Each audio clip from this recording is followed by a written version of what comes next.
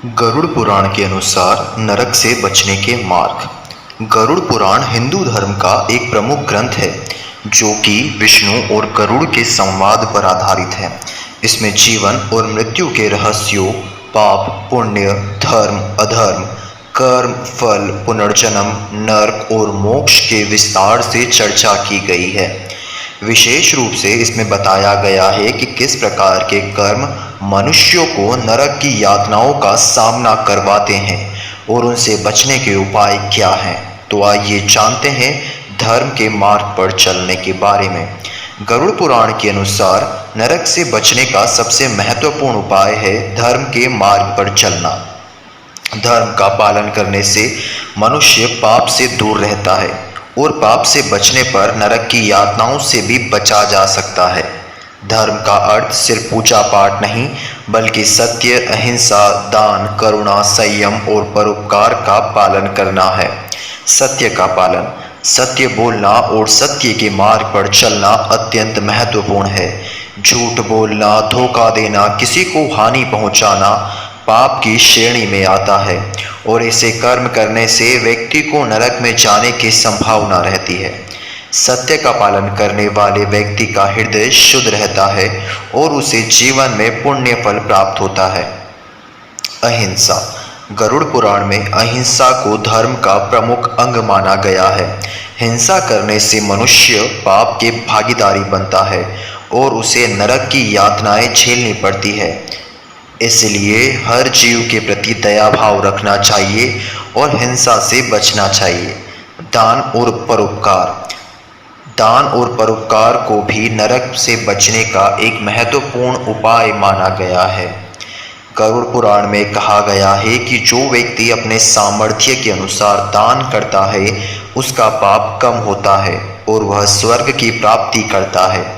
भूखे को भोजन देना, प्यासे को पानी देना, जरूरतमंदों की मदद करना, ये सभी पुण्य कार्य हैं और इनसे नरक का भय समाप्त हो जाता है।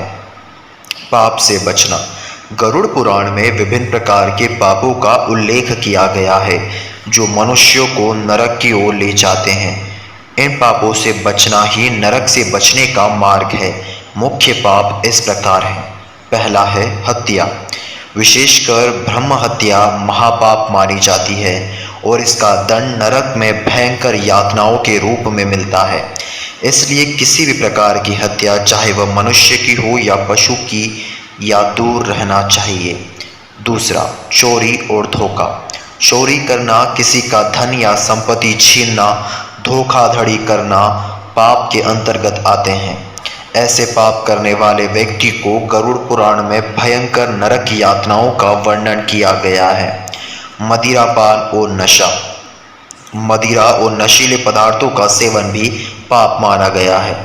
इनसे मनुष्य की बुद्धि भ्रष्ट होती है और वह अधर्म के कार्य करता है। इस पाप के लिए व्यक्ति को नरक में कष्ट भोगना पड़ता है। व्यभिचार, दूसरों की पत्नी या पति के साथ संबंध बनाना भी महापाप है। व्यभिचार करने वाले को भी गरुड़ पुराण के अनुसार नरक की यातनाएं झेलनी पड़ती हैं। इसलिए संयमित जीवन जीने पर जोर दिया गया है। कर्म के अनुसार फल, गरुड़ पुराण में कहा गया है कि मनुष्य को उसके कर्मों के अनुसार फल मिलता है। यदि उसने अच्छे कर्म किए हैं तो उसे स्वर्ग मिलता है, यदि बुरे कर्म किए हैं तो नरक। इसलिए मनुष्य को सदा शुभ कर्म करने चाहिए। कर्म का सिद्धांत अत्यंत स्पष्ट है, जैसा कर्म वैसा फल। पुण्य कर्म, पुण्य कर्म जैसे कि सत्य बोलना, दूसरों की मदद करना, धर्म का पालन करना, यज्ञ, तपस्या और उपवास करना, इनसे व्यक्ति को पुण्य मिलता है और वह नरक से बच सकता है।